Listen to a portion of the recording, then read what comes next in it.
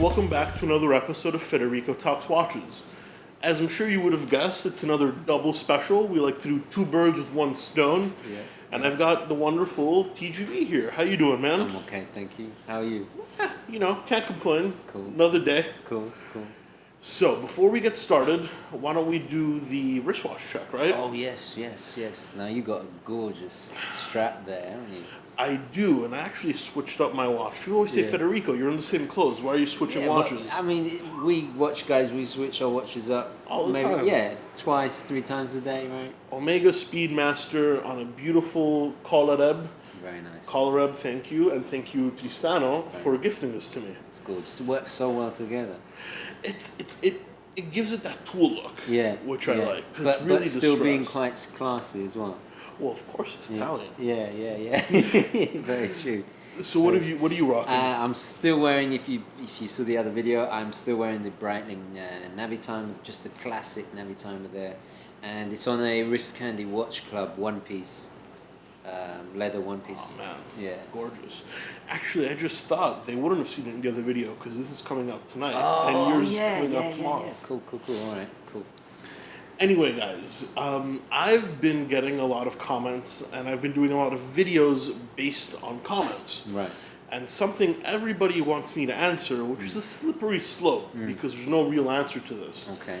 is what do we think are going to be future classics? So watches out classics. right now that are going to become classics in the future. All right, and that's kind of difficult. Are we talking regardless of value? We're not talking Forget value. Forget value, You know, okay. icon status. icon status. That's a very difficult thing to quantify because it's that X factor, isn't it? It's that unknown. We can't know. Yeah. No, we don't have crystal balls, but we can certainly give you our opinions. Yeah, I could. Yeah, off the top of my head, I got a few. Yeah. And so let's. Why don't we do our standard format and keep All right. it to two Right, each. two each. Okay. Cool, Two each. cool. So do you want to go first or shall I? I've got the first one that popped into my head. It's all you, buddy. A bit of a predictable guess, but I think after reviewing it the other day and owning it now for a few weeks, the Tudor Black Bay Heritage Black Bay. You know what? Yeah. You're absolutely right in my opinion, and that's why it's an easy choice because it's just true. I mean, look at the Tudor Lollipop subs and the snowflakes. Oh yeah, the price has gone.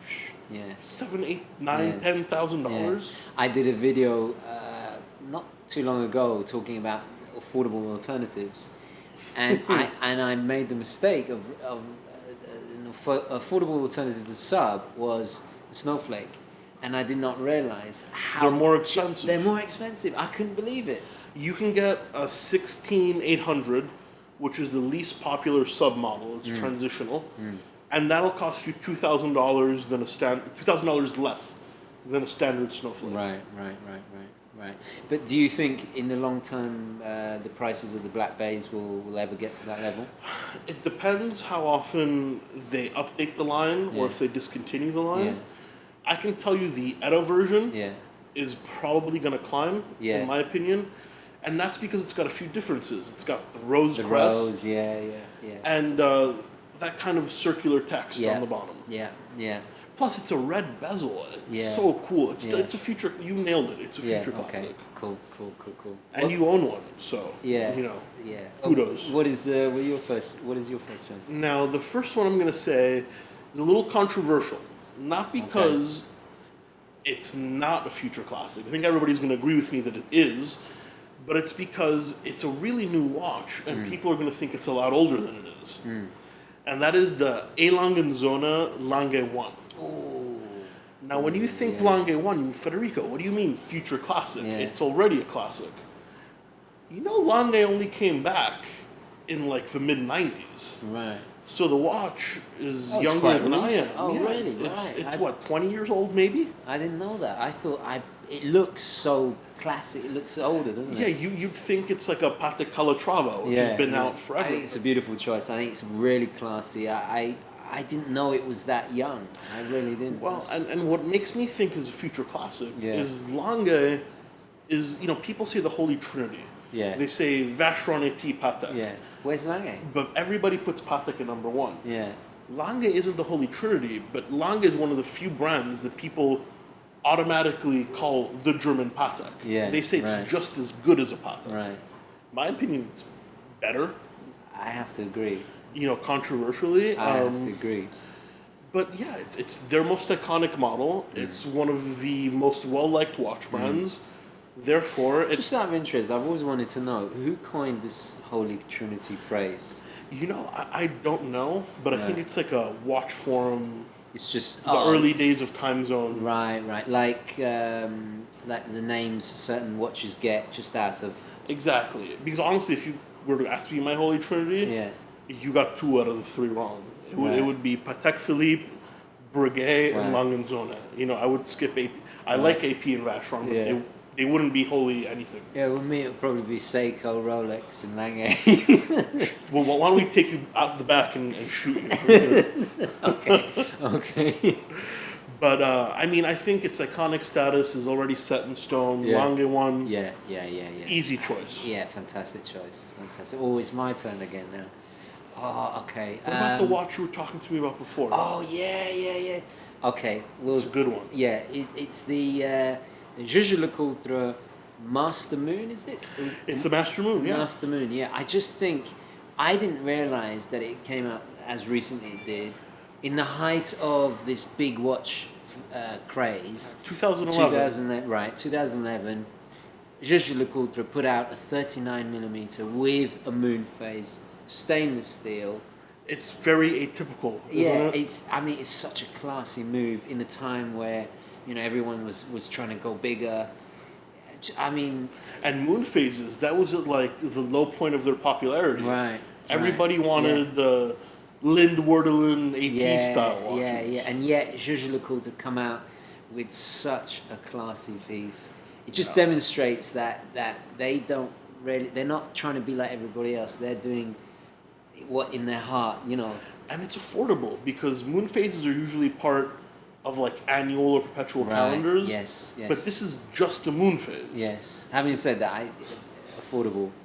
Well, affordable for it's a moon still, phase. It's still rather. I mean, it is. Don't get me wrong. It's probably worth it, and I'm sure if I went and tried one on, I'm going to do this because I absolutely adore it.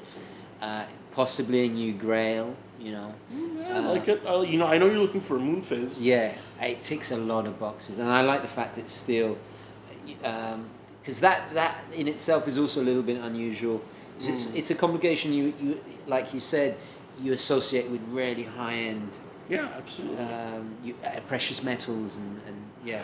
I'll put it this way, and guys, please tell me if I'm wrong.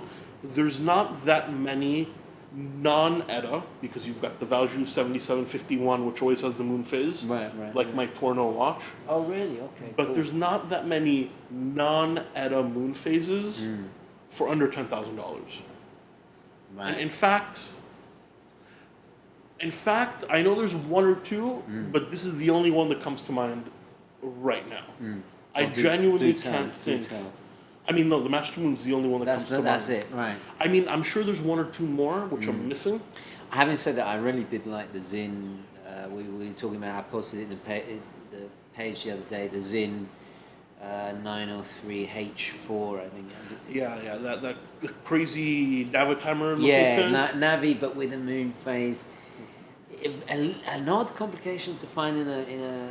Yeah, even though I Navitimer Breitling make one as well. Right. Yeah, you were telling me. Yeah, Which is Brilliant. Montbriant, and they also make the 1461, I think it is, Nice. which is it's an annual calendar, but up to 4. I'm not sure exactly what it is, but it's a very strange.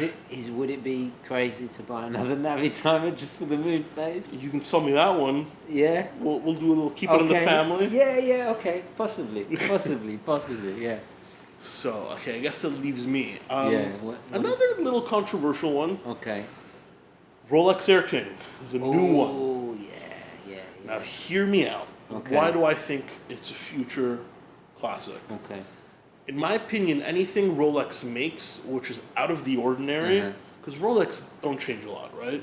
It is a little bit. Well, they've never made a dial like that before. Right.